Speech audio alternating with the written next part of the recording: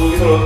Jadi tugas banyak orang, jadi semua pihak itu bisa terlibat gitu. Oh ya Bang, aku punya pertanyaan terkait dunia relawan.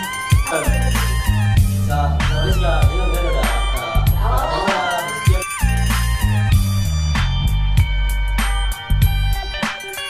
kan komunikasi.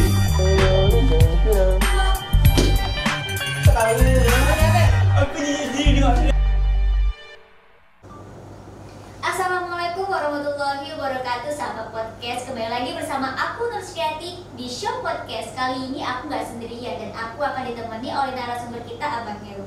Abang Heru ini adalah salah satu alumni mahasiswa Universitas Walikusala yang aktif di dunia relawan. Kita sambut dulu dong, Bang Heru. Hai semuanya.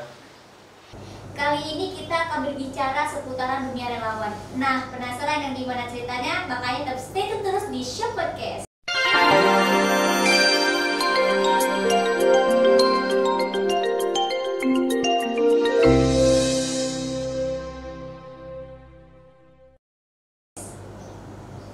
Yeay, welcome back to Show Podcast. Terima kasih buat teman-teman yang udah stay tune di podcast pada hari ini. Kali ini kita akan ngobrol santai sama pemateri mengenai indahnya berkecimpung di dunia relawan. Sebelum masuk ke materi, aku mau nanya nih kabarnya Bang Heru sendiri. Gimana Bang kabar hari ini? Alhamdulillah sehat sih. Alhamdulillah sehat. Keluarga sehat di rumah Bang? Ya lumayan lah. Sebelum masuk ke pembicaraan kita hari ini, aku mau nanya di Bang BTW, kesibukan Abang nggak? Kesibukan Abang apa ya? Oh iya, sekarang aku sibuk kerja sebenarnya karena pasca pandemi kemarin juga cukup melelahkan ya. Jadi sekarang aku bekerja di salah satu perusahaan startup di Indonesia, dan sambil kerja di startup aku juga fokus di beberapa komunitas sosial seperti itu. Kalau di Loks Mame aku lebih kecimpung di pendidikan sebenarnya. Sebelumnya aku di turun tangan Loks Mame pendirinya, dan sekarang lagi fokus di sekolah Sagu. Wow, luar biasa sekali ya Bang Heru ini ya. Berarti beliau adalah sosok pendiri salah satu komunitas relawan pendidikan di Aceh, yaitu Sekolah Sagu. Boleh cerita nggak Bang, bagaimana perjuangan Abang merintis Sekolah Sagu tersebut sampai bisa sampai saat ini? Sederhana sih sebenarnya, karena kan dulu ketika lulus kuliah ya. Jadi sebelum aku bikin si Sekolah Sagu ini, dulu tuh sudah pernah bikin komunitas sebelumnya, namanya Turun Tangan gitu. Jadi ketika lulus kuliah, aku ikut salah satu program pengabdian, dan itu Indonesia Mengajar, dan akan jadi guru sih, jadi guru selama 1 tahun di pedalaman Indonesia, dan kebetulan aku ditempatkannya itu di Natuna. Jadi karena udah kecimpung di dunia pendidikan selama 1 tahun lebih, akhirnya aku kayak mikir kayaknya enak deh kegiatan di pendidikan, bantu anak-anak kayak gitu, karena apalagi di pandemi sekarang ini kan banyak anak-anak yang nggak sekolah ya. Sekolah sih tapi online kan, jadi memang banyak sekali keterbatasan. Akhirnya aku bersama teman-teman bentuk komunitas si Sekolah Sagu ini. Sedikit lucu sih penamaannya, karena nggak tahu kenapa aku agak sedikit bingung mau ngasih nama apa sebenarnya. Tapi ketika di rumah tuh aku punya sagu gitu, sagunya keras banget. Itu pemberian temanku dari Maluku kalau nggak salah.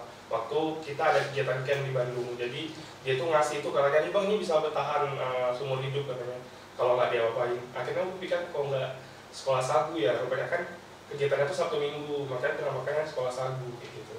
Berarti motivasi Abang buat nama komunitas itu dari Sagu ya? Iya, jadi sagu pemberian temanku tuh nggak hancur sampai sekarang, itu loh masih bagus di kulkas. Jadi kayak mikir ini bisa bertahan cukup lama, walaupun kan posisinya sagu itu kan bermanfaat gitu loh bagi kita. Jadi kayak oke, aku fix buatnya Sekolah Sagu aja gitu. Berarti makna dari Sagu itu sendiri apa Bang? Sebenarnya ada 2, karena Sabtu Minggu, karena kegiatan kita Sabtu Minggu. Terus aku mau ngasih nama untuk orang-orang yang ngajar, itu namanya Satria Guru. Jadi setiap orang yang ikut terlibat di program itu dan ngasih ilmunya buat adik-adik, aku kasih nama Satria Guru. Sama juga sekolahnya Sabtu Minggu jadi Sagu gitu. Oh ya, kita nih udah ngomong masalah pengalaman Abang nih tentang komunitas Abang. Kita nih belum masuk loh ke pembahasan sukarelawan. Menurut Abang apa sih arti dari sukarelawan itu sendiri? Kalau bicara sukarelawan tuh sebenarnya nggak terlalu panjang sih, karena kan ada kata suka dan relawannya. Jadi memang harus dipisahkan dulu antara si relawannya dan suka. Karena kalau relawan itu aktivitas yang kita mengorbankan segala perhatian kita untuk bantu orang. Jadi relawan itu adalah rela, kata rela kan ya. Jadi ketika kita buat sukarelawan, jadi kita tuh memang benar-benar ikhlas untuk membantu orang lain tanpa ada pemberian apapun kayak gitu. Jadi memang kegiatan sukarelawan itu udah lama prosesnya, dan memang sekarang banyak ragamnya sih, karena kan anak muda juga keren-keren kan, pastinya mereka punya platform khusus untuk bisa salurkan keinginan mereka untuk bantu orang banyak kayak gitu. Terus bedanya relawan itu dengan staff apa Bang? Kalau relawan sama staff beda ya. Kalau staff itu kan salah satu pengurus, salah satu pekerja yang ditempatkan di satu bidang. Kalau sukarelawan tuh nggak terfokus dia. Mau dia pendidikan, mau dia sosial, seperti atas dasar dia ingin bantu, nah itu relawan. Berarti ciri khas dari arti relawan itu membantu ya Bang? Iya, benar banget. Nggak peduli membantu dalam arti apa, yang penting membantu. Benar. Terus apa sih pengalaman Abang selama menjadi relawan? Ada nggak suka duka yang Abang alami, misalnya terkait tantangan dalam keluarga sendiri tuh, respon orang tua gimana saat Abang memutuskan untuk menjadi relawan? Kebetulan ibuku tuh sedikit apa ya, orangnya tuh penting banget sama pendidikan sebenarnya. Jadi tuh kisah lucunya tuh semester 4, aku tuh pengen sempat keluar kampus sebenarnya, karena kayak males, karena aktivitasnya gitu-gitu aja dan sangat nggak punya tantangan gitu. Akhirnya ketika aku pulang bilang, Bu, kayaknya aku mau keluar deh, aku nggak nyaman. Ibuku tuh cuma bilang satu sih, cuma bilang kayak selesaikan aja dulu apa yang udah dijalankan. Akhirnya dari situ aku kayak mikir, kayaknya aku udah malas di berkegiatan di ranah kampus yang ranahnya tuh itu aja. Akhirnya aku semester 4 akhir mutusin buat, kayaknya aku mau eksternal kampus deh. Akhirnya aku mutusin buat berkegiatan di ranah relawan seperti itu. Awalnya ibuku suka kaget sih, karena mikirnya ini bakal mengganggu aktivitas kampus kan, apalagi nilai bakal turun, dan terbukti nilai turun sih pelan-pelan, karena semester 1-2 aku cukup fokus di nilai kampus, tapi setelah itu aku kayak udahlah bodo amat gitu, yang penting di beberapa mata kuliah itu aku nggak ada yang C gitu aja, jadi ya sebisa aku untuk nyaman aja kuliah kayak gitu. Awalnya ditentang sih, karena terlalu sibuk kayak itu. Ibuku tuh tipe kalau orang yang kalau misalkan anaknya terlalu sibuk, dia tahu pasti besoknya aku bakal sakit. Nah, jadi dia wanti-wanti kalau mau terlalu sibuk, dia bilang jangan terus sibuk, ntar sakit kayak gitu. Awalnya sih gitu, tapi lama-kelamaan kayak ibuku tuh udah pahamkan sama karakter anaknya, akhirnya dibiarkan gitu. Akhirnya diberi ruang yang bebas lah untuk berkegiatan di dunia relawan gitu. Berarti motivasi Abang terjun ke dunia relawan tuh karena kegiatan kampus yang gitu-gitu aja? Iya, monoton sih, karena kan nggak ada kegiatan yang menantang karena itu kan. Jadi udah pergi dari rumah ke kampus, pulang lagi, akhirnya ini nggak bisa nih, kayak kalau dunia kampus cuma digunakan untuk hal yang ke kampus aja, rasanya kurang ini sih, nggak dapat feel-nya gitu. Kenapa Abang di kampus itu nggak coba ikut organisasi lain seperti silat atau apa gitu? Aduh, kayaknya dulu banyak ya kegiatannya gitu, tapi kayak nggak dapat hal yang lebih. Kenapa? Karena kinestetik ya, jadi kalau di dunia pendidikan itu kan ada 3 ya, jadi ada anak yang audio, visual, kinestetik. Aku merasa tuh aku kinestetik, anaknya nggak bisa yang kayak berdiam diri satu tempat. Aku tuh harus gerak-gerak kemana-mana gitu. Aku juga udah pernah ngintipin UKM seni juga, tapi kayak merasa kayaknya ini kurang deh.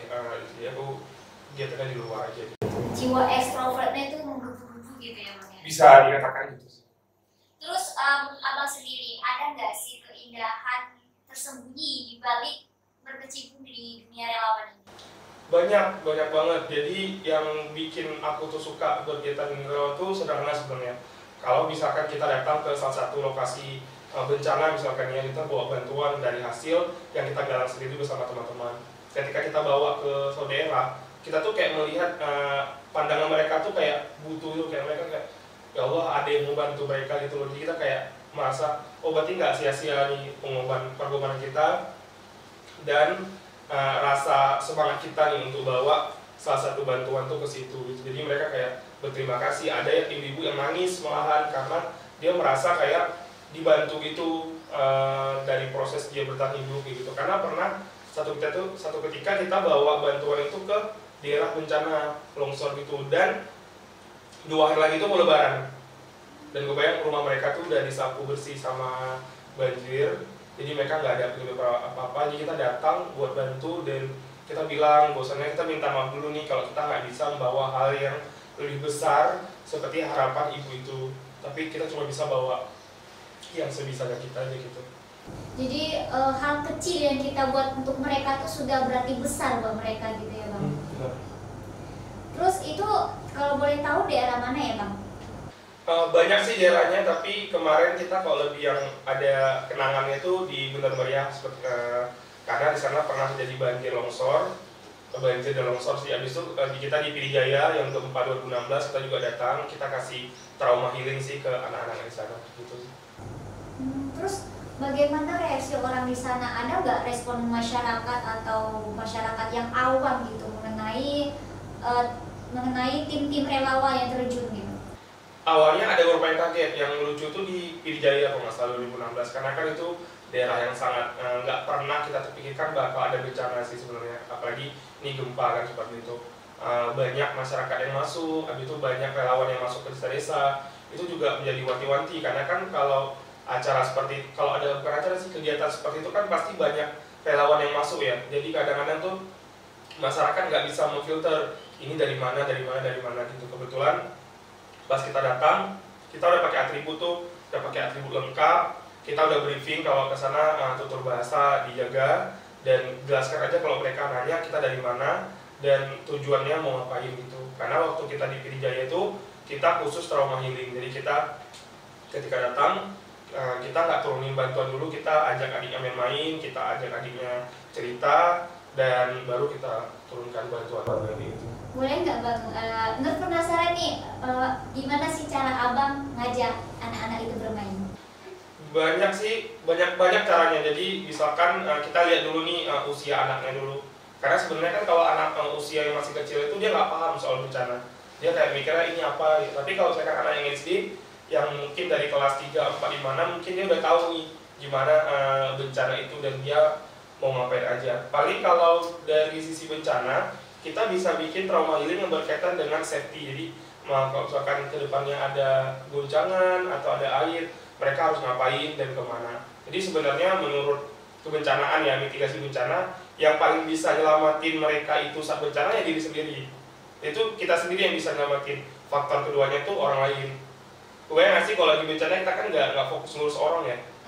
Kita ngurus diri sendiri. Nah, menurut mitigasi bencana itu yang paling penting tuh ya diri kita sendiri yang bisa membantu untuk menyelamatkan diri seperti itu. Ya karena ketika ada bencana itu pasti diri sendiri yang harus menyelamatkan diri sendiri. Kalau misalnya contohnya kayak kejadian di Gaza Palestina Bang, itu menurut Abang apa sih yang harus kita, misalnya Abang menjadi relawan di Gaza, apa yang akan Abang lakukan terhadap anak-anak di sana agar mereka tuh nggak terus trauma gitu? Kayaknya aku juga bingung sih kalau ngomongin soal konflik Palestina, soalnya tuh internasional dan kadang tuh kita di berbagai daerah juga mendapat informasi yang berbeda-beda tentunya, karena kita nggak satu pintu. Tapi kalau misalkan nih aku pribadi dapat kesempatan jadi relawan di sana, yang pasti aku bakal bilang ke anak-anaknya sih kalau bahwasannya dunia ini tuh baik-baik aja sebenarnya. Karena kalau kita terus bilang konflik antara kedua negara kayaknya lebih panjang dan prosesnya jadi lebih rumit, karena menurutku ya yang paling bisa menghentikan konflik keduanya adalah tekanan internasional sebenarnya. Jadi banyak pun bantuan dari beberapa negara untuk Palestina, kalau misalkan beberapa kekuatan negara barat atau timur tengah nggak bersatu untuk meredamkan konflik itu nggak bakal selesai karena banyak kepentingan di sebenarnya. Tapi kalau misalkan jadi relawan ya pasti bilang sih ke anak-anaknya tentang kalau dunia ini baik-baik aja sebenarnya, tapi ini cuma ada sedikit masalah gitu. Supaya anak-anaknya tenang gitu ya Bang? Iya. Dalam diri Abang sendiri, kepengen nggak jadi relawan di Gaza Palestina? Kalau aku pengen banget sih belum ya. Tapi kalau suatu saat dikasih kesempatan tuh pasti. Tapi aku lebih prepare ke keamananku sendiri sih tepatnya. Karena konotasi relawan tuh kita bisa rela ya berbagi kapas saja, tapi juga harus mementingkan kapasitas kita dan keselamatan kita juga. Jadi kita nggak boleh ngasal kayak misalkan nih ada lokasi kebakaran misalkan, kita sebagai relawan ini menggebu-gebu kan, tapi kita nggak memperhatikan keselamatan diri kita juga. Kan kita bisa inisiasi ya kan, hanya karena egonya kita mau membantu, tapi kita nggak mikirin keselamatan kita juga gitu. Jadi kita sebelum membantu orang itu kita harus mikirkan diri kita sendiri dulu ya Bang? Iya perlu, karena sebelum membantu tuh kita harus mikir juga konsekuensinya membantu apa dan hal yang bisa kita bawa apa gitu. Nggak boleh sembarangan. Ntar kita kalau misalkan nih sekarang tuh jangan sembarangan kita bawa bantuan yang banyak, tiba-tiba ntar masyarakatnya ketergantungan. jadi ketergantungan bantuan, padahal kita bisa bawa dengan cara lain loh, misalkan kita kayak main ke anak-anaknya, setidaknya kita bisa membantu meringankan beban dia walaupun tidak terlihat sebenarnya. Terus menurut sejauh yang abang jalani sampai saat ini, keberhasilan apa aja yang udah abang capai? Kalau keberhasilan sih lebih ke pengalaman ya, jadi beberapa pengalaman yang aku dapatkan di lapangan itu bisa aku terapkan di keilmuan aku, karena kan aku FISIP, apalagi mau komunikasi, konsentrasinya PR lagi ya, humas yang memang kalau nanti misalkan bekerja di sebuah perusahaan yang ditempatkan di humas juga aku perlu tuh hal-hal yang demikian. Jadi misalkan ada tugas tentang pengabdian ke masyarakat, aku udah nggak kaget gitu loh, nggak shock lagi dengan keadaan sekitar, karena aku udah dapat pengalaman di beberapa kegiatan relawan seperti itu. Banyak sih, bahkan di sekarang juga aku bekerja di startup juga aku menggunakan teknik-teknik aku ketika berhadapan dengan masyarakat, jadi lebih ngalir aja kerjaannya gitu. Oh ya bang, ngomong-ngomong tentang relawan ini kan aku juga mencoba untuk gabung di dunia relawan gitu kan. Ada nggak sih bang potensi yang harus aku miliki untuk menjadi relawan? Apa sekedar niat aja gitu? Tapi niat tuh penting sih sebenarnya, karena kan kalau kita cuma ikut-ikutan aja nanti feel-nya nggak dapat. Jadi menurutku basic pertama jadi relawan tuh dia feel-nya dulu, rasa dulu kayak aku pengen bantu nih. Dia tuh kayak apa ya? Keterkaitan lah. Jadi kita merasa kayak antara musibah itu dengan kita tuh ada satu benang lurusnya. Jadi kayak aku merasa aku pengen terlibat pengen bantu dia gitu. Karena menurutku kalau kita nggak dapat feel untuk bantu nanti kesannya cuma ngikut-ngikut aja, nggak dapat membantunya gitu. Baru setelah kita dapat niatnya, baru kita petakan dulu yang dari kita punya potensi apa. Misalkan nih kayak aku punya basic ngajar, aku suka di pendidikan. Oh mungkin yang bisa aku kasih itu dulu. Kalau materi mungkin nggak mungkin, karena aku bukan orang yang bisa ngasih materi. Aku bukan Sultan Andara seperti Raffi Ahmad ya. Jadi nggak bisa ngasih bantuan sekian banyak. Jadi aku cuma bisa ngasih apa yang bisa aku lakukan gitu. Jadi kalau kita mau jadi relawan, kita buat semampunya ya bang, jangan dipaksakan gitu. Kalau bisa sih membuat sebuah perencanaan, tapi itu pakai tim atau ada lembaga atau ada yayasan, itu kan sangat mungkin untuk menghimpun dana-dana publik kan. Jadi kalau misalkan pakai yayasan kan ada dana umat, dana publik, jadi bisa dihimpunnya lebih mudah gitu karena legal gitu. Karena kalau kita bergerak sendiri, kita himpun dana yang lebih besar, nanti orang juga akan mempertanyakan dana itu dari mana-mana aja. Itu perlu juga sih transparansi seperti itu. Terus ketika kita misalnya mau mengajukan proposal untuk dana untuk di pengabdian sebuah desa, gimana tanggapan pemerintah terhadap kegiatan relawan di pelosok-pelosok desa untuk membantu bencana seperti itu bang? Kalau bicara di pemerintahan, tatarannya agak sedikit panjang ya, karena memang kita tahu kalau di pemerintah itu alurnya panjang sekali kalau untuk memberikan bantuan, apalagi sekarang di pemerintahan itu mereka akan memberikan bantuan tapi tidak kepada komunitas atau lembaga yang enggak legal gitu loh. Jadi mereka akan memberikan bantuan atau semampunya mereka itu harus kepada lembaga yang legal, karena nanti itu akan tercatat di pemerintahan kan, di keuangan, di kas negara. Jadi kalau mereka mau kasih ke sosial itu harus ke pihak ketiga gitu loh. Misalkan kayak mereka ngasih ke sebuah yayasan dulu, baru nanti yayasan itu akan ngasih ke komunitas-komunitas kecil yang enggak legal secara administrasi itu. Karena kalau mereka langsung ke komunitas itu, nanti itu akan tercatat di administrasinya dan mungkin akan membingungkan seperti itu. Menarik sekali bang. Ini aku pribadi baru tahu loh, kalau ternyata pemerintah yang memberi terhadap organisasi yang legal. Berarti kalau komunitas-komunitas kecil yang mengajukan proposal itu mereka akan mempertimbangkan lagi seperti itu ya? Iya, lebih tepatnya dipertimbangkan lagi sih, karena nanti itu juga akan menjadi pertimbangan mereka di pekerjaannya. Makanya kan kalau banyak sekarang kan mahasiswa tuh lebih banyak tuh galang dananya secara publik, kayak mereka ngamen bareng-bareng atau mereka di lampu merah bareng-bareng. Jadi itu memang lebih real aja, orang lihat dan kita menghimpun dana. Tapi lebih baik dana yang didapatkan tuh nanti dilampirkan. Jadi kalau misalkan terus suatu saat tuh ada orang bertanya, kita bisa jabarkan gitu. Terkait soal dana nih bang, ketika kita menggalang dana di sebuah jalan, di perdesaan atau perkotaan, ada nggak sih bang pengalaman abang yang abang rasakan selama galang dana di jalan tuh kayak tanggapan masyarakat yang nyinyir, yang nggak mau ngasih sumbangan tapi nyinyir gitu, ada nggak sih bang? Kayaknya itu fenomena ya, jadi misalkan kalau anak FISIP membayangkannya itu biasa sih di masyarakat, namanya juga sosial ya. Kita nggak bisa memaksakan untuk orang terlibat perasaannya terhadap kegiatan kita. Jadi misalkan nih ada orang yang kita tuh bisa sama aja manusia, tapi kan perasaannya beda-beda nih terhadap sebuah masalah. Jadi kalau ditanya pengalaman, aku pernah dulu waktu semester 6 deh, tapi itu aku masih diturun tangan di komunitas yang sebelumnya itu galang dana untuk si banjir bandang yang di Bener Meriah dan gempa yang di Jaya. Tanggapannya beragam sih, ada masyarakat yang rela banget nyumbang, bahkan ada yang manggil, bahkan ada yang nggak lihat sama sekali. Tapi sebagai relawan kita perlu dibekali rasa kayak ya udah gitu loh, kayak ada saatnya kita ya udah, nggak perlu yang kayak ditanggapin, ih ini kenapa cuek sekali ya gitu, nggak perlu, karena kan ini kan relawan ya, jadi kalau dia mau ngasih ya ngasih, kalau enggak ya nggak apa-apa gitu. Jadi kita nggak perlu memaksakan diri kita untuk Pak ayo ngasih Pak, nggak juga, karena nanti berapapun dana yang dihimpun kan kita mengatasnamakan bantuan orang juga, seperti itu. Terkait sumbangan nih Bang, kan sumbangan itu misalnya kita galang dana untuk bencana di suatu desa gitu kan. Terus kita galang dana ini boleh nggak Bang, kita misalnya kan dapatnya satu hari itu 100.000, kita ambil 20.000 untuk uang minum kita, boleh nggak Bang?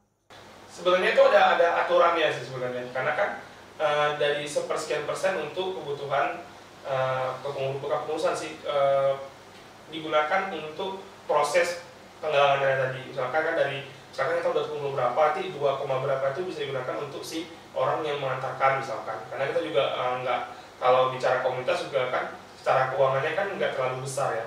Jadi itu tuh bisa aja, tapi jangan terlalu tinggi sih. Lebih kayak kebutuhan nanti diambil sekian persen itu apa? Oh, untuk jaga-jaga kesehatan misalkan.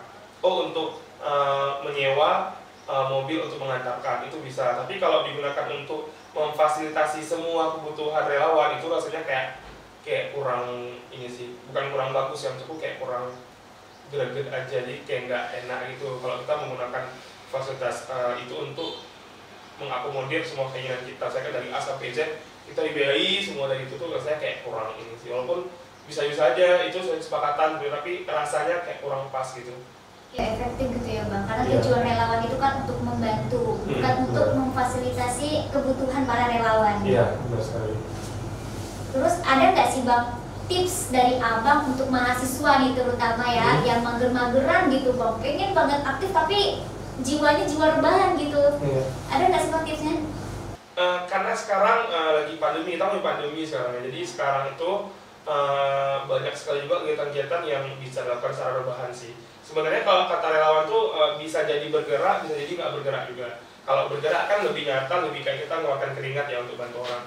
Tapi ada juga kegiatan sukarelawan itu yang nggak perlu bergerak, karena sekarang banyak sekali platform di media sosial yang memang mengajak kita untuk menjadi sukarelawan itu, kayak menyebarkan berita-berita baik seperti itu juga satu bentuk relawan juga. Atau jadi relawan informasi, menyebarkan berita baik tentang COVID supaya masyarakat lebih aware lagi terhadap COVID, itu juga termasuk relawan. Atau kayak Change.org juga salah satu media sosial, mereka menggalang simpati publik untuk tekan petisi, itu kan secara online kan. Kalau dulu kan petisi itu bentuknya hard ya, jadi kita datangi, tapi ini sekarang udah bentuknya online. Itu juga salah satu media sih penyedia supaya banyak orang yang peka terhadap kegiatan relawan. Boleh juga sih, tapi kalau dia mau biar keluar keringat juga bisa ikut aktif juga sih. Lebih bagus offline gitu ya Bang? Lebih bagus offline sih sebenarnya. Cuman karena kita terhalang oleh COVID, jadi semuanya serba online. Iya, melihat daerahnya sih, kalau misalkan daerahnya bisa dilakukan secara offline dan nggak banyak mengundang kerumunan, lebih baik bisa di offline aja gitu. Oh ya Bang, aku punya pertanyaan terkait dunia relawan. Relawan tadi itu kan dia membantu ya Bang, pada dasarnya membantu. Apakah relawan itu hanya sekedar membantu Bang, atau ada kegiatan lain yang bisa kita lakukan? Sebenarnya banyak ya kegiatan relawan itu, nggak terpusat pada saat membantu aja sih, tapi emang dominannya membantu sih, karena kan kita berbuat sesuatu untuk membantu orang, jadi kan membantu orang ya, jadi kita melakukan banyak aktivitas yang bisa kita fokuskan kepada bantuan, mungkin bantuan ya secara real, kayak misalkan ada bencana alam gitu. Atau kegiatan relawan yang berkaitan dengan trauma healing, kesehatan. Bisa jadi kita kayak nanti datang ke tempat anak-anak yang mungkin dia itu pernah dipukul orang tuanya, jadi kita juga bisa berkegiatan gimana cara menenangin dia untuk bisa lebih healingnya lebih dapat. Atau ke korban bully. Jadi sebenarnya kegiatan relawan ini banyak sebenarnya, tapi tergantung kita mau bantu apa dulu nih gitu. Karena kan kalau bicara bantuan pasti kaitannya uang ya, kaitannya barang. Tapi kalau memang kita nggak bisa bawa itu, kita bisa alihkan kegiatan yang lain. Seperti kayak kami di sekolah Sagu kan pendidikan ya, jadi tugas kami itu ngajar setiap hari Minggu, tapi lebih fokus ke calistung, jadi baca, tulis, dan hitung. Karena kita tuh datang ke suatu tempat tuh bukan berdasarkan keinginan kita, jadi keinginan orang. Jadi ada orang yang minta bantuan kita untuk ngajar, tolong dong ajarkan anak kita. Tapi dari kita pun harus punya batasan sih untuk kayak kita mau ngajar apa. Kan nggak mungkin kita ngajarin semua kan. Kalau emang peserta didiknya cuma anak SD ya berarti kita cuma bisa calistung aja gitu. Anyway, kalau boleh tahu itu abang di sekolah Sagu itu ngajarnya daerah mana aja ya bang? Yang kemarin itu kita ngajarnya di daerah Losmawe sih. Kita jujur karena di daerah masih pandemi, jadi kita masih nyari daerah-daerah yang cukup aman lah secara secara mobilitas masyarakatnya gitu. Dan kalau di aku pribadi sih aku lebih suka kalau di kegiatan itu yang memang masyarakatnya bisa monitoring. Jadi kayak waktu di kegiatan yang pertama sekolah Sagu itu aku nyari tempatnya itu bahkan di musola. Jadi bahkan yang paling seneng itu ketika ada orang tua yang mengantarkan anaknya ke situ. Itu tuh merasa kayak oh ini orang tua ini tahu kalau ada kegiatan pendidikan di sini. Jadi kegiatan pertama tuh selama 2 bulan. Jadi kita fokuskan di hari Minggu jam 10 sampai jam 12 gitu. Jadi di jam mainnya anak-anak yang sangat krusial kan. Dan kita dapat informasi dari orang tuanya kalau anaknya tuh di hari Minggu tuh banyak main gadget gitu.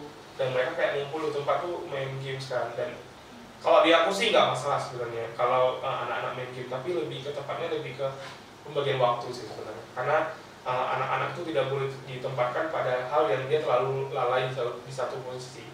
Jadi dia harus dibagi, misalkan dia main gamenya berapa jam, belajarnya berapa, makannya, istirahatnya, dan mainnya. Karena kan anak-anak itu punya hak untuk ngatur itu semua kan. Dan orang tua lah yang bisa ngatur porsi anak main, belajar, dan seperti itu. Jadi ketika aku survei, orang tuanya ngomong kayak gitu. Jadi ketika kita dapat isu tentang anak suka main game, nah kita alihkan ke pembelajaran bagaimana caranya mereka bisa bagi waktu. Tapi tetap ya, seaktif-aktifnya kita ngasih ilmu ke orang, tetap orang tua adalah guru utama di rumah. Terus bang, terkait anak main game gitu kan, bagaimana abang bisa menarik perhatian mereka agar mereka tuh mau belajar? Aku mau belajar aja sama abang itu daripada main game gitu. Gimana sih buat mereka supaya tertarik? Ya sedikit sulit sih sebenarnya karena memang udah candu karena kan dunia game itu cukup candu. Nggak hanya anak-anak sih, kita yang dewasa juga cukup candu terhadap beberapa game gitu. Tapi yang bisa aku lakukan ketika terjun di kegiatan sekolah Sagu, kita bikin belajarnya itu beda dari nuansa di sekolah. Kalau di sekolah kan teratur ya, jadi masuk jam berapa, nanti istirahat. Nah, kalau kita enggak, jadi kita selama 2 jam itu formasinya itu 40% materi, 60%-nya kita edukasi, praktek lebih praktek. Jadi misalkan hari ini kita mau belajar tentang planet gitu.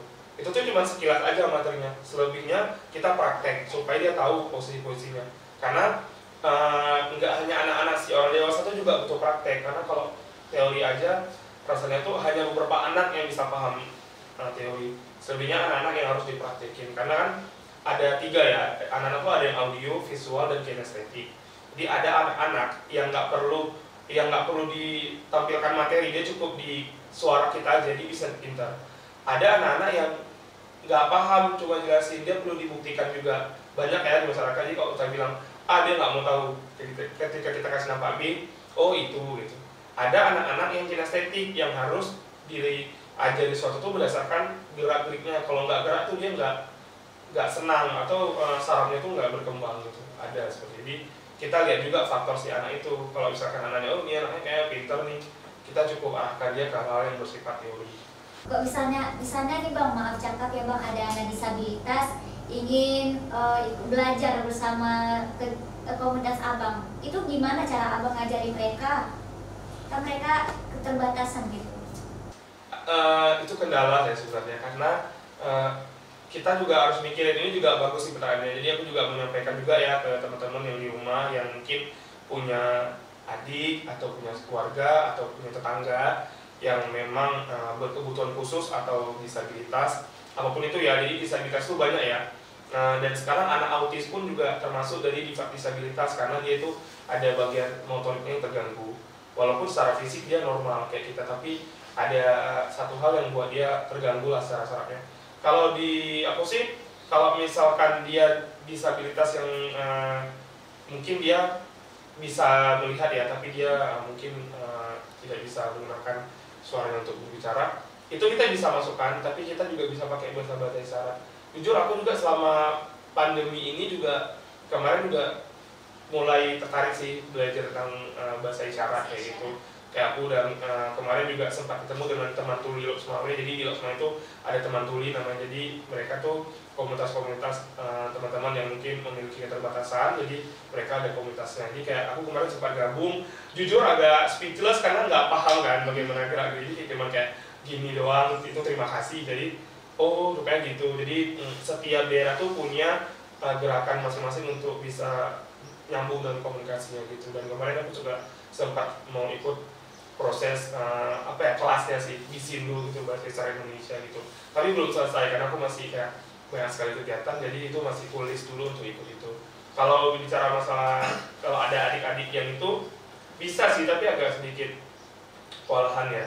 Jujur karena kita orang yang tidak terbiasa dengan kegiatan seperti itu, jadi sedikit kewalahan. Tapi sejauh ini belum ada sih adik-adik yang berkebutuhan khusus gitu yang ikut kegiatan kita. Mungkin next bisa kita bikin kegiatan, tapi emang harus butuh perhatian ekstra sih, karena kan kita harus effort lebih untuk menggunakan gaya komunikasinya kan, seperti itu. Berarti gaya komunikasi anak-anak yang disabilitas itu berbeda setiap daerahnya Bang ya?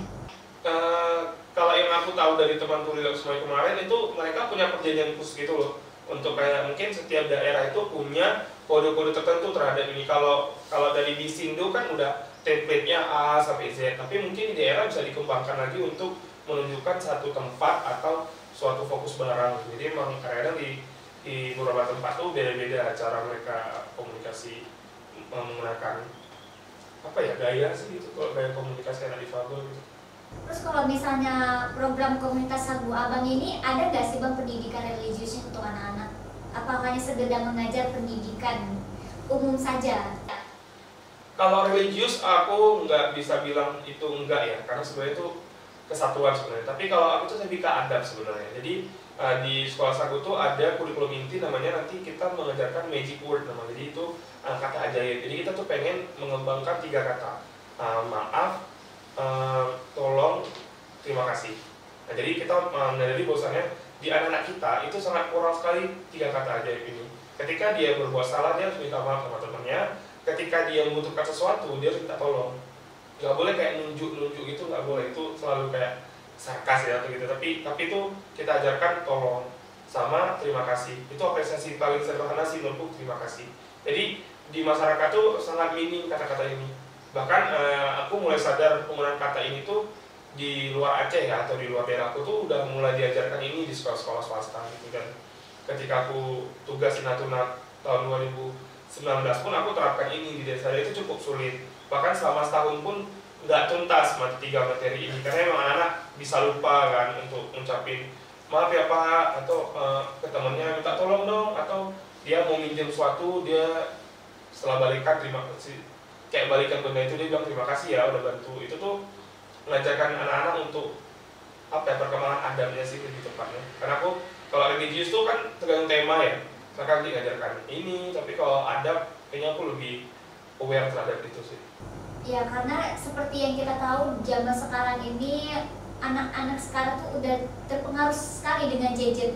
Bahkan hal itu mempengaruhi adab mereka, dan hal itu tuh memang harus kita ajarkan sejak dini ya Bang ya. Kalau pintar banyak sih, kalau pintar tuh cepat, karena pintar tuh kan balik lagi ke seberapa banyak materi yang dia pelajari. Tapi kalau soal adab tuh kurang. Enggak semuanya mungkin bisa tersalurkan dengan baik kan. Jadi memang ada pepatah mengatakan adab tuh lebih tinggi daripada ilmu sebenarnya. Tapi ilmu tanpa, kalau adab nggak ada ilmu sama juga, tapi harus dibarengin. Tapi yang lebih dominan tuh harusnya adab. Jadi si adab ini bisa membungkus ilmu yang bisa digunakan di kehidupan sehari-hari gitu. Terus ketika kita misalnya aku mau masuk di komunitas abang, komunitas sagu gitu, ada nggak syarat-syarat yang harus aku penuhi supaya bisa masuk di komunitas sagu ini? Syaratnya nggak terlalu yang gimana-gimana sih, yang penting dia bisa komitmen sih. Karena kan ini kegiatannya developmentnya 2 bulan ya.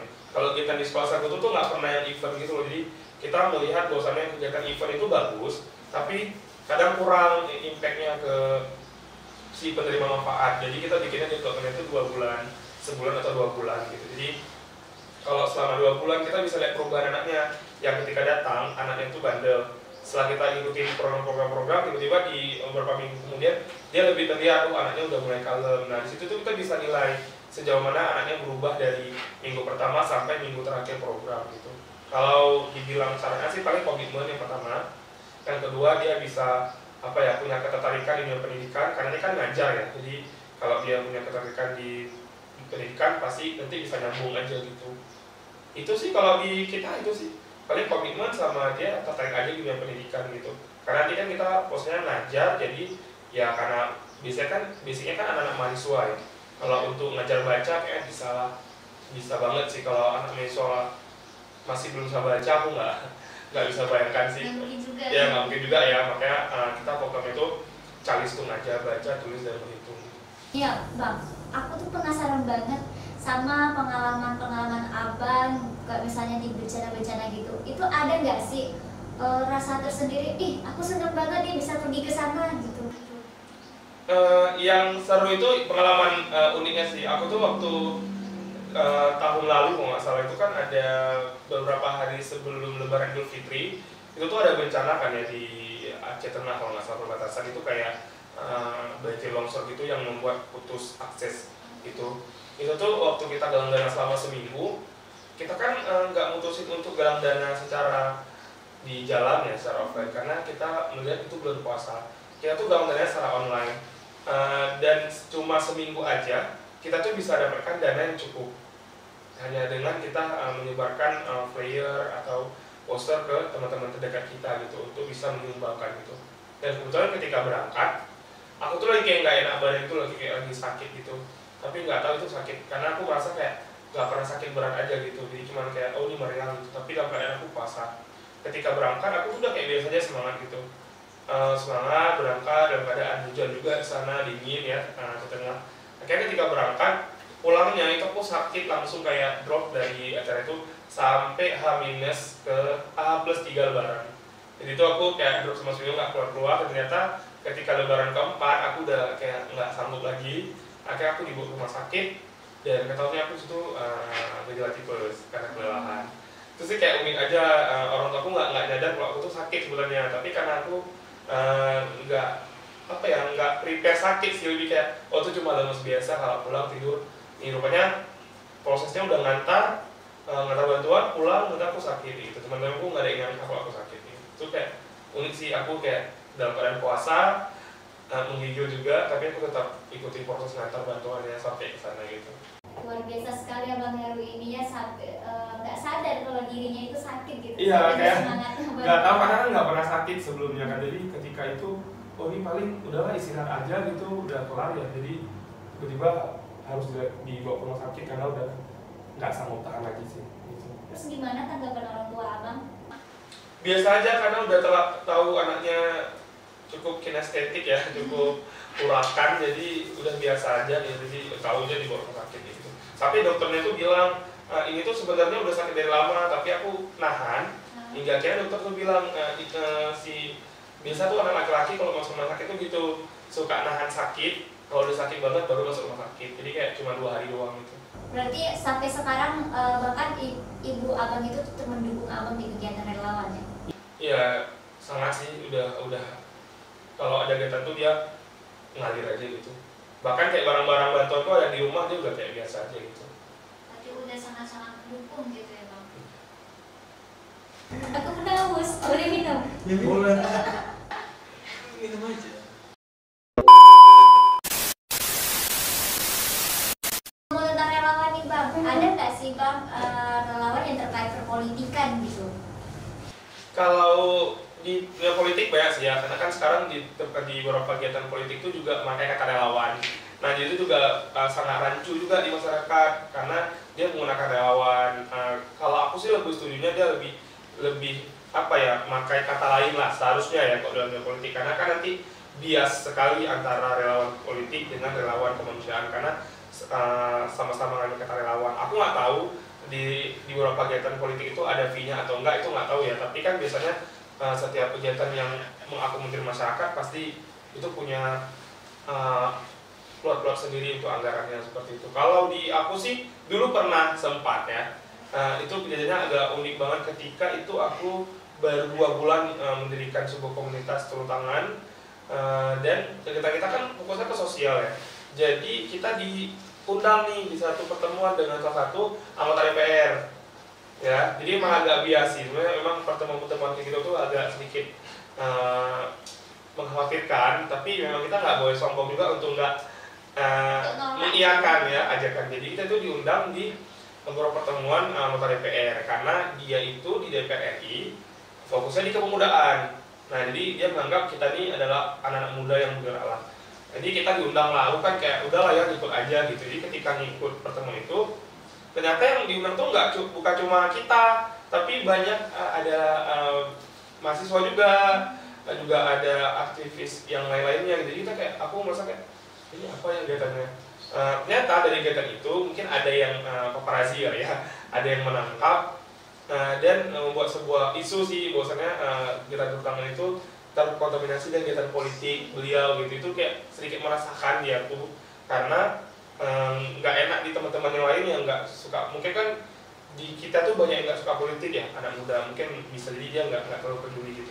Akhirnya kita narik diri dari proses itu. Jadi kayak setiap nanti ke depan dia ngundang lagi kita nggak ikut lagi karena kita takut untuk biar supaya isu-isu terkait kita terkontaminasi dengan politik itu kita kurangi lah gitu, dengan cara kita nggak berjumpa dengan beliau gitu. Karena beliau juga nggak ngundang kita doang, tapi ngundang banyak orang lain. Jadi kan nanti kita nggak tahu ya, persepsi orang juga terlalu banyak di masyarakat. Jadi kita nggak bisa menampung ekspektasi itu. Akhirnya kita tarik diri dari proses itu dan ya kita jalan di jalurnya aja gitu, sosial pendidikan gitu.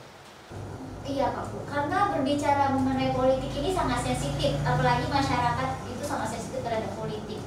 Terus apalagi kalau relawan itu yang berkecimpung di dunia perpolitikan gitu kan Bang, pasti banyak masyarakat yang berpikir negatif terhadap relawan tersebut. Nah itu juga salah satu isu yang juga banyak dibicarakan sih bosannya. Tapi itu nggak mendasar salahnya relawan juga, karena sebenarnya politik itu kan bukan hal yang terlalu tabu untuk dibicarakan ya. Jadi politik itu juga hal-hal yang bersifat sistematis karena ada yang ingin diubah.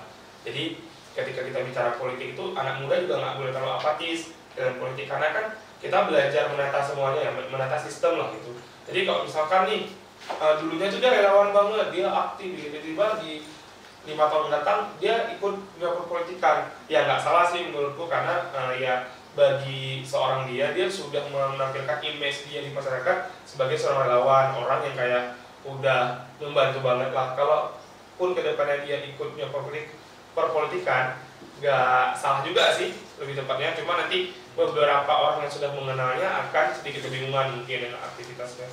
Tapi kalau mungkin dia pun bisa terpilih jadi anggota dewan misalkan dan membuat sebuah hal yang baik di relawan, ya lebih bagus kan, seperti itu, nggak ada salahnya juga seperti itu. Kalau Abang sendiri ada nggak niat untuk gabung di dunia perpolitikan?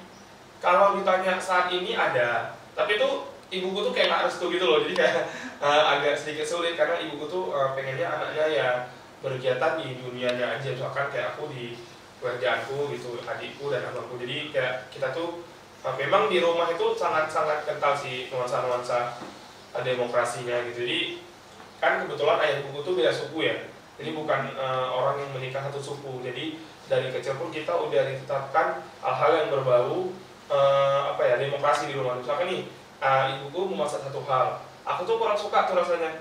Nah ibuku tuh bisa nggak masak lagi itu. Berarti dia merasa kalau anak yang nggak suka ya nggak dipaksain makan. Jadi itu di rumahku tuh berdasarkan apa yang kita suarakan. Termasuk tuh kayak perpolitikan, kayak aku tuh mendukung siapa, ibuku itu tuh biasanya di rumah itu. Berarti perdebatan itu perdebatan yang seputar ibuku tahu gitu loh. Jadi kalau ditanya masalah politik, aku sempat bilang ke ibuku, Bu, kayak aku mau jadi anggota dewan ya, tapi ibu kayak janganlah gitu. Kayak dia banyak melihat berita-berita yang cukup mengagetkan ya, misalnya kan nanti korupsi dan segala macam, dia tuh nggak ingin anaknya tuh berkecimpung situ. Tapi aku tuh kuat banget ingin mengubah itu, tapi kayaknya kalau dia pribadi, kalau ditanya orang, aku pengen sekolah lagi sih, sekolah lagi untuk bisa nanti kalau saya kan nanti suatu saat aku bisa terjun di dunia politik, itu tuh nggak yang kayak kosong gitu loh murid, tapi aku punya dasar untuk bergerak. Tapi kayaknya tuh masih panjang lah, kadang pun ntar aku udah nggak terus yang lagi pengen buat apa, itu cuma kayak kepengen saat aja kalau kita lagi kesel gitu sama beberapa politikus gitu. Nah, rencana abang nanti ke depannya untuk melanjutkan sekolah untuk gabung di dunia perpolitikan. Abang kan sekarang nih relawan nih kan, relawan pendidikan. Kalau misalnya abang bisa mewujudkan impian abang di dunia perpolitikan, apa sih program abang yang akan abang buat untuk dunia relawan pendidikan terutama? Kalau bicara politik itu kan kita ada eksekutif sama legislatif ya. Kalau teman-teman di legislatif kan itu cuma bisa bikin sebuah aturan ya.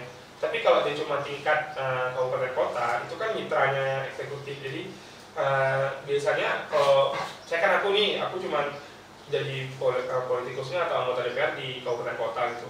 Dan biasanya itu cuma jadi mitranya gitu loh. Jadi paling ya kita akan mengajak kerjasama lah eksekutif gitu untuk gimana sih caranya bikin sebuah siklus pendidikan yang bagus di daerah kita seperti itu. Karena kalau aku pribadi yang udah berkecimpung di dunia pendidikan, untuk mendidik anak-anak atau mendidik generasi itu bukan hanya tugas guru gitu loh, jadi tugas banyak orang, jadi semua pihak itu bisa terlibat gitu, baik itu kepolisian, TNI, karena kan bicara pendidikan ya, yang mereka sampaikan itu bisa jadi kayak tentang jangan menggunakan narkoba, itu kan pendidikan ya.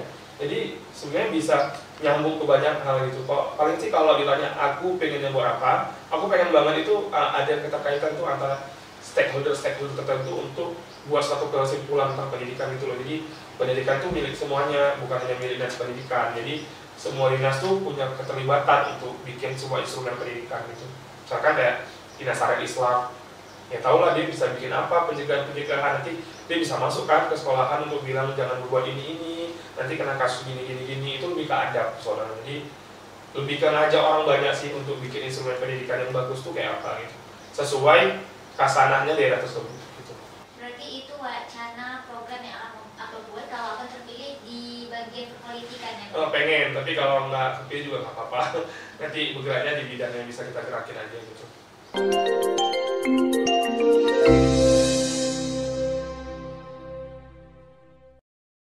Oke, balik lagi nih ke perbincangan kita mengenai dunia relawan bang. Kalau abang kan ini khususnya relawan pendidikan, ada nggak sih bang kerjasama sama organisasi lain atau komunitas-komunitas lain yang juga bergerak di bidang relawan? Kalau kita bicara masalah ini ya, kerjasama atau kolaborasi, kalau saat ini tuh penting sih, ada. Dan aku bisa bilang ada karena di kegiatan sekolah sagu yang pertama tahun lalu itu kita beberapa kali kerjasama dengan beberapa lembaga, karena kita merasa kalau cuman kita yang berkegiatan aja itu nanti informasinya bakal stagnan situ dan nggak melebar. Jadi kita ngundang, misalkan nih pas tahun lalu itu kita ada materi tentang profesi, kita tuh ngundang beberapa teman-teman dari profesi tersebut kayak di kepolisian, kita ngundang dari Polsus pas Kemenkumham, kita undang, bahkan kita undang UMKM juga. Jadi kebetulan temanku tuh kan dia ada usaha makanan, jadi kita undang ke itu untuk ngasih tahu kalau nanti ke depannya bisa juga loh kalau teman-teman tuh adik-adik itu jadi pengusaha kayak gitu. Untuk yang sekolah sagu jilid 2 ini yang akan segera kita launching, kita juga bekerja sama dengan Forum Anak Kota Loksmawe. Insya Allah nih programnya lagi digarap ya, semoga berjalan. Jadi kemarin sudah ada perbincangan, kita mau bikin sekolah sagu jilid 2, tapi kita mau kerjasama supaya nanti nuansa diskusinya, nuansa pembelajarannya lebih lebar, nggak hanya dari sekolah sagu, tapi dari teman-teman Forum Anak juga punya cara untuk mereka nyusupin materinya tentang bagaimana anak-anak tuh ada tempat-tempat di bagian tubuhnya nggak boleh sentuh orang. Ini penting ya, bagian kita ngajari anak untuk terhindar dari pelecehan seksual. Jadi si anak itu juga harus membentengi dirinya untuk mungkin dari daerah mana aja yang nggak bisa disentuh orang gitu loh. Jadi kemarin kita sudah sempat ada pembicaraan dengan teman-teman Forum Anak Loksmawe gitu untuk garap sih sekolah sagu jilid 2 gitu. Berarti kayak sejenis penyuluhan gitu bang?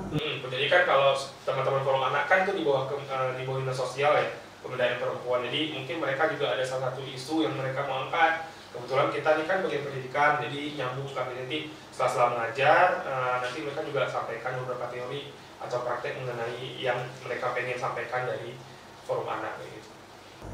Jadi kalau kita mau buat suatu komunitas ini sangat perlu sekali kerjasama dengan komunitas lainnya Bang, untuk menunjang keberhasilan dari komunitas yang kita dirikan. Kalau aku bisa bilang sekarang tuh bukannya zamannya untuk aksi sendirian ya, jadi memang sekarang tuh zamannya kita aksinya kolaborasi sih, karena kalau bisa kita menggabungkan beberapa kekuatan kenapa enggak, tapi tetap harus ada koridor tertentu. Misalkan kita mau bikin kegiatan apa, kadang kita harus petakan dulu nih komunitas mana yang perlu kita ajak kerjasama untuk suksesnya si acara ini. Kan nggak mungkin ya semua komunitas kita libatkan nanti tiba-tiba mereka nggak paham di isu itu. Misalkan nih kita mau bergerak di bidang kesehatan, kita mengundang komunitas yang bergerak di bidang misalkan dia olahraga. Jadi kan ada cakupan yang dia nggak bisa ngasih hak untuk kegiatan ini, dan si teman-teman ini pun nggak bisa tahu juga mau libatkan mereka di mana gitu loh. Jadi kolaborasinya lebih ke yang bisa mengerjakan program itu, misalkan kayak program pendidikan, nanti ajak aja teman-teman dari mungkin teman-teman kesehatan mau bantu nanti jelasin masalah kesehatan reproduksi misalkan, nanti kita tinggal pilih aja peserta yang mau dikumpulkan siapa, anak SMP kah, SMA atau teman-teman kuliahan seperti itu. Terus terkait rela pendidikan nih Bang, prospek kerja dari rela pendidikan itu sendiri apa? Kalau ditanya prospek pekerjaan agak lucu ya, jadi karena aku ini FISIP ya, backgroundnya FISIP, nggak ada kaitannya sama bikin kurikulum, bikin RPP, silabus, karena suka aja. Aku kemarin juga yang di awal juga aku jelasin, aku sempat ikut program pengabdian jadi guru selama setahun, itu juga agak mengejutkan ya. Banyak orang sih kayak kaget, Heru kan bukan pendidikan, tapi kalau ikut di situ sempat terbuka wawasan juga. Bahwasanya aku juga pernah ngajar di sekolah dasar di daerah terpencil di Indonesia. Akhirnya jadi tahu ya, misi aku itu tuh jadi lebih tahu gimana sih sebenarnya sistem pendidikan kita seperti itu. Habis itu setelah taman itu aku dapat ibarat kata kayak pengalaman atau portofolio mengenai tentang edukasi. Jadi aku dapat portofolio itu fasilitator pendidikan gitu, dan sekarang pekerjaan aku juga nggak jauh-jauh dari dunia itu, karena aku juga sekarang kan di Mitra Engagement Officer ya, jobnya gitu atau posisiku. Jadi sekarang tuh di tugasku tuh banyak membuat rencana-rencana edukasi untuk para mitra yang bergabung di startup gitu. Jadi kita membuat rencana-rencana edukasi, dan itu menurutku berpengaruh sih terhadap yang aku lakukan di lapangan gitu. Walaupun di dunia disiplin ilmu tuh agak ngaco sebenarnya, tapi gak apa-apa sih, karena itu bisa kita pakai di kehidupan yang seterusnya kan, nggak harus stagnan di situ. Terkait dunia relawan nih Bang, relawan ini kan adalah suatu tindakan di balik layar, bisa kita bahas seperti itu. Banyak fenomena yang terjadi saat ini itu, misalnya mahasiswa gitu, dia nampak di sekitar kampus tuh gitu-gitu aja menonton gitu, gak ada kegiatannya, sedangkan dia sudah berkontribusi di dunia relawan yang bahkan sudah go internasional seperti itu, tapi gak banyak orang tahu, dan orang-orang menganggap dia itu mahasiswa yang gak ada kerjaan gitu, yang pulang kampus pulang gitu. Itu apakah abang pernah mengalami hal seperti itu? Kalau yang aku rasakan dulu enggak ya, karena sebenarnya teman-teman aku tuh sempat cerita ke teman terdekat sih, karena aku tipe orang yang nggak perlu cerita ke banyak orang, itu teman terdekat kita aja. Jadi biar aja orang lain tuh punya persepsi atau punya pandangan lain terhadap kita ya, karena kita kan nggak bisa membendung itu semua. Jadi aku lebih cerita ke teman-teman terdekat aja, kalau aku kegiatan ini, kegiatan itu, kegiatan ini gitu. Dan beberapa project juga teman terdekatku juga ikut kok gitu, jadi mereka tahu, jadi lebih tahu kesibukan kok. Jadi kalau misalkan kita ada tugas kampus misalkan gitu, mereka membutuhkan aku, mereka tahu mau cari aku kemana, dan mereka bisa tahu ngasih perannya apa sih. Karena kalau yang aku rasakan juga dulu waktu kampus, aku juga libatin teman-teman kampus juga di beberapa project, jadi biar mereka tahu aja kegiatan aku apa gitu. Tapi kalau dosen sih beberapa tahu ya, tapi aku nggak banyak cerita sih ke dosen, nggak terlalu yang nge-share tentang kegiatanku juga gitu. Tapi pernah uniknya pas skripsi. Jadi pas skripsi itu kan aku juga ikut kegiatan-kegiatan lainnya gitu. Sampai dosenku tuh nge-WA kan ya, nge-bilang kayak ini tuh mau lulus atau mau main gitu. Jadi kan, oh ini peringatan penting. Akhirnya kayak aku berhenti sejenak di situ, keluarkan skripsi sih gitu. itu kayak nggak pukulan sih, kayak teriakan aja gitu. Jadi kayak bilang mau main atau mau kegiatan gitu, atau skripsinya kapan saya kayak itu di WA langsung ya, oh iya ya kayaknya harus diselesaikan dulu baru proses yang lain kayak gitu. Misalnya nih kalau mahasiswanya itu introvert gitu bang, nggak di kampus dia tidak bergaul, namun dia ikut di dunia relawan. Aku nggak terlalu paham ya sebenarnya konsep introvert atau extrovert, karena sekarang udah banyak banget orang tuh dia dengan mudah banget kalau bilangnya introvert. Karena sebenarnya penilaian itu tuh hanya orang yang bisa nilai. Karena bisa jadi dia introvert di satu tempat, tapi dia terbuka di tempat lain. Berarti dia nggak introvert, berarti dia kayak menyembunyikan satu kesimpulan dirinya di satu tempat itu. Mungkin dia nggak nyaman di situ, tapi dia nyaman di tempat lain. Nah itu bisa, karena introvert dan extrovert itu kan harus butuh penelitian, harus dia ikut checklist tertentu untuk bisa tahu kalau dia itu introvert sebenarnya. Karena ada orang yang ambivert, jadi kayak gabungan antara extrovert dan introvert. Kan ada ambivert ya, dia bisa keduanya, bisa posisi tertentu tuh dia bisa sangat-sangat down dengan dirinya, di tempat yang lain dia bisa ceria. Jadi mungkin si anak tuh mungkin dia di tempat itu mungkin nggak menemukan feel-nya, mungkin nggak nemu kebebasan, dia di tempat yang lain bisa lebih terbuka. Intinya komunitas tuh harus lebih mengakomodir keinginan orang sih. Jadi karena kan kita semakin banyak orang yang gabung di komunitas itu, kita harus mengakomodir nih keinginan dia masuk ke situ ngapain. Kalau cuma mau untuk biar banyak kegiatan, ya udah bikin kegiatan, atau dia cuma mau gabung aja. Karena kan siklus relawan tuh datang, nanti keluar, nanti yang baru datang lagi, keluar lagi gitu. Jadi memang nggak bisa untuk kemungkinan sih kalau di satu tempat tuh dia introvert, tapi di tempat lain dia extrovert tuh nggak masalah sih menurutku. Mungkin di tempat yang dia introvert tuh dia merasa nggak nyaman aja, nggak dikasih ruang aja untuk bergerak mungkin ya menurutku. Oke, terkait relawan introvert, kalau misalnya sebelum dia menjadi relawan dia kan pasti menutup diri gitu bang, dia punya kayak penyakit mental misalnya seperti itu, terus dia kepengen banget nih ngeliat kawannya gabung relawan, dia pengen banget gabung relawan, tapi dia punya keterbatasan mental gitu, dia nggak berani. Itu gimana ya bang tipsnya buat si kawan supaya dia itu ayo dong gabung relawan gitu, jangan takut gitu. Aku sih jangan dipaksa ya. Karena sebenarnya semua kegiatan itu kan kalau berdasarkan keinginan atau suka tuh harus kitanya dulu yang suka. Kalau kita maksa ntar cara dia mengeluarkan energi dia tuh nggak pas gitu. Karena juga banyak sih teman-teman yang kayak dia tuh mungkin down karena nggak tahu mau ngapain. Tapi kalau di suatu posisi yang aku hadapi, ada beberapa temanku yang kayak itu, tapi nggak bisa dipaksain juga sih untuk dia berkegiatan. Mungkin nanti kalau dipaksa agak lain ya nuansanya. Tapi kita kasih sharing aja kegiatan-kegiatan yang sebenarnya itu dia bisa lakuin. Tapi posnya kita ini aja, ngajakin aja, inokulasi aja sampai si anak itu aku pengen deh ikut sekali gitu, tapi ntar bagianku di mana ya gitu. Nah kita nanti ngasih bagian yang dia bisa, tanpa kita harus ngasih bagian yang dia nggak bisa. Itu kan kayak aku nggak bisa loh ya ngajar, tapi aku bisa bikin games. Nanti kamu di games aja gitu. Gitu sih kalau nggak perlu dipaksa sebenarnya, karena kan ntar jadi beda nuansanya kalau kita paksa gitu sih. Berarti itu terkait potensi ya bang? Iya, karena kan dunia relawan ini itu juga menggali potensi kita untuk peka sebenarnya.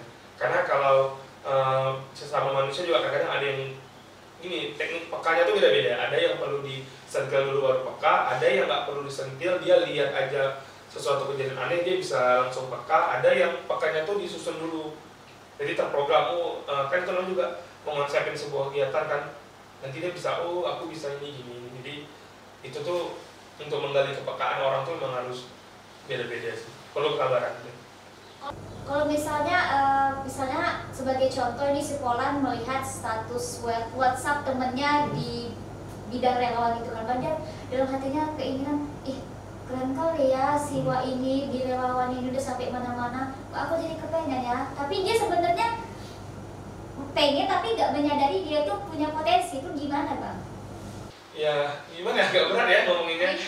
Sebenarnya sepersekian dari keinginan dia tuh ada sebenarnya, tapi harusnya dia tuh nggak simpen sendiri gitu loh keinginannya. Dia harus sampaikan juga ke temennya yang dilihat itu. Misalkan kayak temennya tuh kayak aku lihat deh ini status ini mungkin bagus deh, boleh dong aja aku. Harusnya tuh dia punya sepersekian keinginan, tapi disampaikan ke orang yang berkegiatan itu, jangan cuma dipendam gitu loh. Kok dia pendam sendiri kayaknya nggak bakal nemu, karena dia cuma mengagumi orang kan, mengagumi aja tanpa dia ikut aksi gitu. Pastinya kalau saranku sih dia harus tanya ke temen itu untuk gimana sih caranya ikut itu, baru nanti dia bisa terlibat lebih dalam gitu. Oh ya bang, by the way, aku nih penasaran banget deh sama dunia relawan abang. Kan tadi kita berputar seputaran dunia relawan juga. Ada nggak sih pengalaman paling pahit yang abang rasakan selama abang terjun ke dunia relawan? Aku mau dengar nih. Pahitnya, biasanya tuh kalau bicara masalah pahitnya sebuah pergerakan ya, pasti banyak. Cuma kadang-kadang tertutupi sama yang sukanya, kita nggak bisa munafik itu ya. Tapi yang paling menyedihkan tuh ketika dulu pas zamanku megang komunitas tuh ada yang keluar lagi-lagi semangatnya gitu. Habis itu ada yang mungkin dia nggak menemukan feel-nya di situ. Akhirnya kita kekurangan orang yang awalnya itu kita percaya banget dia bisa di situ. Tapi dia kayak nggak mau gabung lagi, itu suka dia agak terpukul juga. Yang paling terpukul tuh pas yang pertama kami mau galang dana itu ada yang berantem sama relawannya hanya karena perhitungan itu. Jadi kayak aku sempat down kan, karena itu pertama kalinya aku mimpin sebuah komunitas dan itu orangnya beragam, nggak cuma teman-teman komunitas teman-teman di jurusan aja, tapi jurusan lain juga ada, bahkan lintas kampus juga. Jadi kayak itu pelajaran paling penting sih, bagaimana cara aku kayak nahan emosi untuk tidak terlihat arogan di depan teman-teman. Mengatur emosi juga untuk mengatur kata yang keluar supaya tidak tersinggung orang banyak, sama mengatur kalau misalkan ya orang nggak bisa dipaksa sih untuk bisa bertahan di tempat kalau dia nggak nyaman gitu. Akhirnya kayak oh iya kalau dia mau keluar aja gitu. Terus itu pengalaman paling pahit ketika dia memutuskan keluar dan berantem di depan aku juga gitu loh, hanya karena memutuskan sebuah ide itu kayak wah apa ini gitu, agak drop juga. Tapi dari situ tuh belajar jadi nahan emosi atau belajar untuk mengelola perkataan yang keluar. Karena kan kalau kita emosi itu semua tuh keluar ya, semua jenis-jenis apapun bisa keluar dari mulut kita, dan itu bisa nyinggung orang banyak. Nah disitu tuh yang perlu belajar cara nahan itu untuk supaya nggak nyinggung orang banyak, apalagi ini komunitas kayak gitu. Berarti ada pelajaran yang abang dapatkan dari pengalaman pahit tersebut untuk menahan emosi gitu ya bang? Iya, itu pengalaman yang bagus sih, itu bisa kita bawa juga ke tempat yang lainnya. Karena pas dunia kerja juga ke bawah sih, untuk kayak misalnya kita emosi sama orang, sama teman kerja itu untuk tidak meluapkan rasa itu juga, karena itu bisa berdampak bagi reputasi kita di dunia pekerjaan dan healing kita juga gitu. Makanya kalau misalkan nggak nyaman, yang paling enak tuh sih dapat teman kerja yang nyaman ya sebenarnya, yang sefrekuensi. Tapi kita nggak bisa memutuskan juga untuk dapatin itu dengan enak, karena itu harus kita bangun harus dibangun lah kerjasamanya supaya teman kita tuh bisa saling sinkron sama kita gitu sih. Itu kebawa dari dunia relawan tuh kebawa sampai dunia kerja gitu. Seperti pepatah mengatakan bahwa pengalaman adalah guru paling terbaik ya bang? Ya, udah banget sih. By the way, ada nggak tokoh yang menginspirasi abang untuk terjun ke dunia relawan? Kalau dibilang tokoh ada ya, karena sebelum terjun dunia relawan itu dulu aku pernah baca satu buku dan itu tuh biografi. Jadi aku tuh suka banget baca buku yang biografi orang itu loh. Jadi kebetulan aku ngefans atau suka banget sama tokoh Pak Anies Baswedan ya. Jadi itu memang aku baca biografi dia sih, dari dia anak siapa, dan kebetulan kakeknya kan juga pahlawan nasional ya. Jadi ketika aku lihat perjalanan dari kecil sampai sekarang tuh aku terinspirasi dari sosoknya gitu. Bahkan di bukunya tuh juga bercerita tentang Indonesia Mengajar, dan aku juga ikut di program itu tuh kayak udah merasakan ternyata menginspirasi orang itu seru ya, tapi nggak semuanya bisa kita lakukan dengan sukacita, karena banyak juga orang yang nggak bisa terima dengan inspirasi kita. Jadi kalau ternyata tokoh yang menggerakkan aku untuk berkegiatan di relawan tuh ya Anies Baswedan sebenarnya. Terlepas dari itu semua ya, jadi nggak bicara masalah perpolitikan yang beliau ikuti, tapi aku kagum aja dengan pergerakan yang dia lakukan segitu. Jadi Anies Baswedan adalah tokoh yang sangat menginspirasi abang hingga sampai saat ini ya bang ya? Iya, benar banget.